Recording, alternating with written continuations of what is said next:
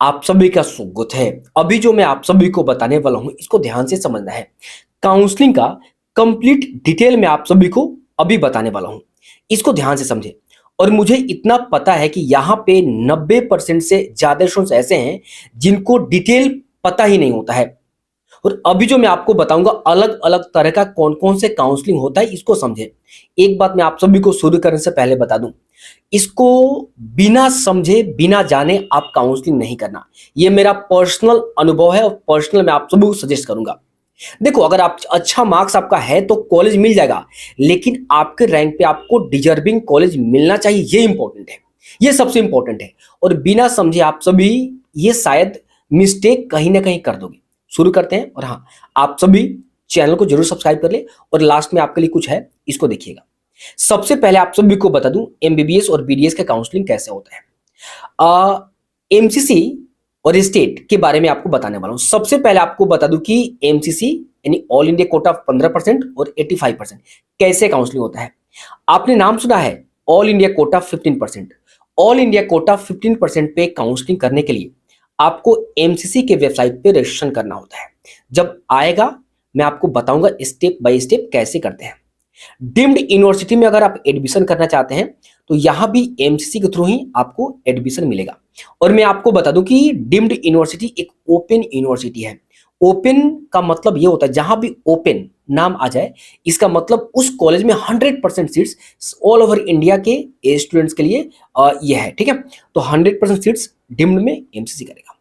AIIMS का जितने भी कॉलेज हैं और जितने भी सीट्स हैं, ये सभी एमसीसी ही करता है। देखो ध्यान से, ऑल इंडिया कोटा मतलब ऑल इंडिया कोटा 15% का मतलब ये होता है कि इंडिया में जितने भी कॉलेज है, लगभग 350 प्लस कॉलेज है, ठीक है, उन सभी कॉलेज का 15% सीट आपको एमसीसी कराएगा। और सभी मतलब चाहे कोई भी स्टेट हो, आप एलिजिबल हो। और एम्स में भी जितने भी एम्स हैं, इन सभी सीट पे काउंसलिंग एमसीसी करता है। और सभी सीट 100% ओपन होते हैं। ओपन का मतलब ये हुआ, चाहे आप किसी भी स्टेट से बिलोंग करते हैं, किसी भी स्टेट में एम्स है, उन एम्स के लिए आप 100% सीट के लिए एलिजिबल है। चलिए ठीक है, सिंपल। मतलब आपको इन जनरल बताऊं, एम्स का जो सीट होता है वो स्टेट के लिए नहीं होता है। एम्स अगर मानो कि यूपी में गोरखपुर में एम्स है, तो गोरखपुर में एम्स है, वो यूपी 85% में बिल्कुल नहीं आएगा। यूपी स्टेट अथॉरिटी उसको काउंसलिंग नहीं करेगा।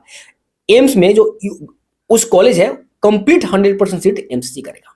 आई थिंक समझ में आ गया। ईएसआईसी एमसीसी करेगा। ईएसआईसी का अगर कार्ड है आपके पास, तब आप सभी एलिजिबल है, एमसीसी करेगा।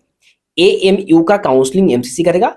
50% ऑल इंडिया कोटा और 50% इंटरनल सीट। इंटरनल सीट मतलब अगर आप एएमयू से पढ़े, आप एलिजिबल है। ऑप्शन आता है एमसीसी के वेबसाइट पे जब रजिस्ट्रेशन शुरू होगा। तो बीएचयू एमसीसी करेगा। और हाँ, बीएचयू का सीट भी आपको बता दूं कि 100% सीट ओपन होता है। मतलब बीएचयू उत्तर प्रदेश में है। आपको बता दूं, उत्तर प्रदेश में होने के बावजूद भी यूपी स्टेट 85% काउंसलिंग बीएचयू में नहीं करता है। यानी बीएचयू सीट 100% सीट एमसीसी करेगा। और इंडिया के किसी भी कोने से बिलोंग करते हैं, आप 100% सीट के लिए एलिजिबल है। ठीक है, एएफएमसी सीट आपको रजिस्ट्रेशन एमसीसी पे करना होगा। और जिपमर के बिल के लिए भी एमसीसी। इन दोनों के बारे में डिटेल में आपको बताऊंगा। मतलब ये स्क्रीन पर जो भी आप सभी देख रहे हैं, इन सभी all India quota, deemed, AIIMS, ESIC, AMU, BHU, AFMC, JIPMER, इन सभी पे रजिस्ट्रेशन आपको एमसीसी के वेबसाइट पे करना होगा। अभी नहीं करना है, जब स्टार्ट होगा रजिस्ट्रेशन रिजल्ट के बाद, तो मैं आपको स्टेप बाय स्टेप बताऊंगा, इन्फॉर्मेशन दूंगा, उस समय आपको करना है। ठीक है। और कुछ स्टूडेंट्स ये पूछेंगे कि ये जो डॉट डॉट लगाया गया है, ये ओपन सीट है, ठीक है, इसको छोड़ दे, अभी अभी इसको छोड़ें। ये जो डॉट डॉट लगाया गया है ना, डीम्ड, एम्स, एएमयू, बीएचयू, ये एएमयू छोड़ दो, ये और ये, ठीक है। ये ओपन का मतलब डीम्ड, एम्स और बीएचयू। ओपन का मतलब ये होता है, देखो मैं फिर से बता देता हूँ। सपोज करो, मैंने आपको बता दिया एम्स। एम्स मानो एम्स पटना है। एम्स पटना बिहार स्टेट में है, तो बिहार स्टेट 85% कराना चाहिए या नहीं? कराना चाहिए, लेकिन नहीं, बिहार स्टेट एम्स 85% के लिए एलिजिबल नहीं है। मतलब एम्स का अगर मानो 100 सीट है, एग्जांपल समझाता हूं, एम्स का अगर 100 सीट है तो कंप्लीट 100 सीट आपको एमसीसी ही कराएगा काउंसलिंग। स्टेट में नहीं आएगा एक भी सीट। बीएचयू यूपी में है तो बीएचयू का जो कॉलेज है एमबीबीएस का, वो यूपी स्टेट में एक भी सीट नहीं आएगा, मतलब उसका काउंसलिंग 100% एमसीसी करेगा। आई बात समझ में, कोई दिक्कत? हाँ चलो, ये आपको समझ में आ गया। अब मैं आपको बता रहा हूं, देखो सबसे डाउट दिल्ली के सारे कॉलेज में स्टूडेंट्स को होते हैं, सभी कॉलेज में, लेकिन आज डाउट आपका क्लियर हो जाएगा।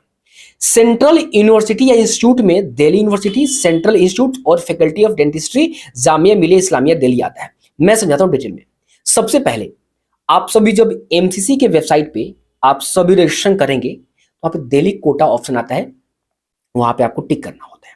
ठीक है, अब देखें तो आपको क्या करना है कि ये दिल्ली यूनिवर्सिटी यानी अगर आप दिल्ली स्टेट से बिलोंग करते हैं, प्रॉपर दिल्ली का डोमिसाइल अगर आपके पास है, तो आप सभी को भी एमसीसी पे रजिस्ट्रेशन करना होगा। और अगर आपके पास, तो अगर ये दिल्ली स्टेट से जो बिलोंग करते हैं, अगर दिल्ली का डोमिसाइल है, तो आपको 15% काउंसलिंग के लिए भी और 85% काउंसलिंग के लिए भी एमसीसी के वेबसाइट पे ही रजिस्ट्रेशन करना होगा। अगर आप दिल्ली स्टेट से बाहर से हैं, यूपी बिहार, तो आपको सिर्फ और सिर्फ दिल्ली का जो कॉलेज है उन कॉलेज में 15% के लिए आप एलिजिबल हैं। अब बोलोगे भैया फिर दिल्ली स्टेट के स्टूडेंट्स 85% के लिए एलिजिबल कैसे हैं? तो आपको बता दूं, अगर अभी यूपी से बिलोंग करते हो तो आपको यूपी में 85% बेनिफिट मिलता है ना, डोमिसाइल यूपी का है तो। उसी तरीके से अगर जो दिल्ली से बिलोंग करते हैं, दिल्ली 85% के लिए भी तो एलिजिबल है, राइट? कोई दिक्कत? ठीक है, तो दिल्ली में 85%, सॉरी 15% एमसीसी और 85% भी एमसीसी। एमसीसी पे रजिस्ट्रेशन करेंगे तो जब आपका नाम आ जाएगा एमसीसी पे, उसके बाद दिल्ली स्टेट डोमिसाइल स्टूडेंट्स एफएमएससी पे आपको रजिस्ट्रेशन करना होगा। एमसीसी पे रजिस्ट्रेशन करेंगे, वहां पे नोटिफिकेशन आने के बाद फिर वहां पे नाम अगर आता है तो फिर उसके बाद एफएमएससी में आपको रजिस्ट्रेशन करना होता है। मतलब मैं फिर से बताता हूँ, अगर दिल्ली स्टेट से बिलोंग करते हैं तो आपको तो एक 15% का लाभ मिलेगा, और 85% के लिए अगर मानो एमसीसी में आपका नाम आ गया, सिलेक्शन आपका हो गया, समझो मौलाना आजाद में, तो आपको एफएमएससी पे आकर फिर से रजिस्ट्रेशन करना होगा स्टेट के एफएमएससी पे। वहां पे रजिस्ट्रेशन करने के बाद आपको उसके बाद डॉक्यूमेंट वेरिफिकेशन कराने आपको कॉलेज में जाओ, एडमिशन की प्रक्रिया शुरू करो। कोई दिक्कत? ये सारे एमएएमसी, यूसीएमएस, लेडी हार्डिंग और एमएआईडीएस ये वाला कॉलेज है।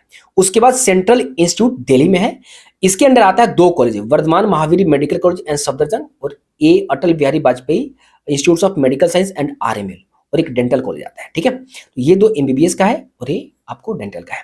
तो देखो, तो ये 2 कॉलेज में तो आपको ऑल इंडिया कोटा 15% तो एमसीसी में ही आपको रजिस्ट्रेशन करना होगा।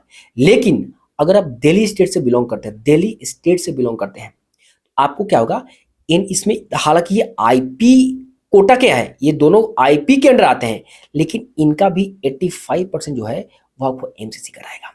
कोई दिक्कत? एमसीसी कराएगा। देखना आप वहां लिखा आईपी कोटा लिखा होगा। आईपी कोटा जब आप एमसीसी जारी करेगा, आईपी कोटा लिखा होगा। तो आईपी, ये दोनों कॉलेज में ना ऑल इंडिया कोटा भी लिखा होगा और आईपी कोटा भी होता है, दोनों इन 100% यहाँ पे आपको एमसीसी पे रजिस्ट्रेशन करने के बाद मिलेगा। ठीक है, कोई दिक्कत? और ये जो फैकल्टी है, इसका कुछ मैं, इसका भी रिजर्वेशन पॉलिसी कुछ अलग है, मैं इसके बारे में भी आपको बता दूंगा। ठीक है, अब बात करते हैं आईपीयू में। अब देखो, आईपीयू के proper under NDMC army college और doctor BSA medical, Baba Saheb Ambedkar medical college, ये 3 कॉलेज आते हैं। ठीक है, आईपीयू में अगर मैं आपको बता, दिल्ली स्टेट से बिलोंग करते हैं, आपको इन तीनों कॉलेज में एडमिशन के लिए आपको आईपीयू के रजिस्ट्रेशन स्टार्ट होगा। आईपीयू का प्रॉपर सेपरेट आईपीयू स्टार्ट करता है, वहां पे आपको रजिस्ट्रेशन करना होगा इन 3 कॉलेज के लिए। कोई दिक्कत आपको नहीं हुआ? ठीक है, समझ में आ गया होगा। तो मैंने आपको डिटेल में बताया, सबसे ज्यादा कंफ्यूजन होता है। इसका स्क्रीनशॉट आप सभी ले लो, इसका जो है ना स्क्रीनशॉट आप सभी ले लो। इतना डिटेल में शायद आप समझ नहीं पाएंगे, मैंने खूब अच्छे से समझा दिया आपको। ठीक है, इसके बाद भी कोई दिक्कत है तो आप मुझे मैसेज करना। ये देखो, और ये दिल्ली यूनिवर्सिटी, आपको बता दूं, दिल्ली यूनिवर्सिटी मतलब ये जितने भी कॉलेज आप स्क्रीन पर देख रहे हो ना,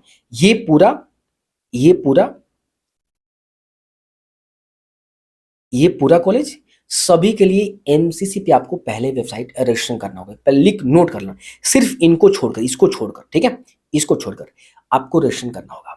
और बात रहा यूपी स्टेट का जो भी कॉलेज है, बिहार स्टेट का, तमिलनाडु स्टेट का, राजस्थान स्टेट, वेस्ट बंगाल, गुजरात, हरियाणा, 85% आपका स्टेट अथॉरिटी जो है ना, स्टेट अथॉरिटी रजिस्ट्रेशन शुरू करेगा। तो वहां पे जब आप रजिस्ट्रेशन करेंगे तो वहां पे 85% सीट का बेनिफिट आपको मिलेगा।